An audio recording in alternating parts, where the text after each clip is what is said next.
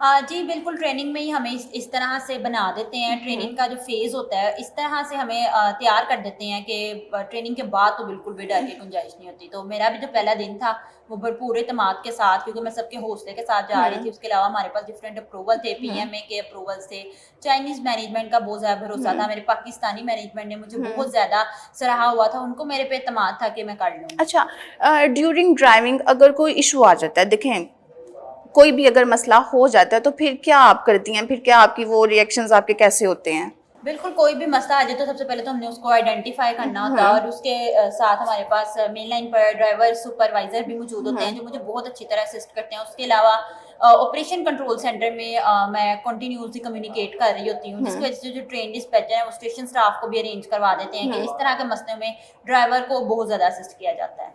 अब जो लड़कियां अब इस आपको देखकर आपसे इंस्पायर होकर आना चाहेंगी इस फील्ड में या किसी और फील्ड में जाना चाहेंगी, कामयाबी हासिल करना चाहेंगी, उनको आप क्या पैगाम देंगी?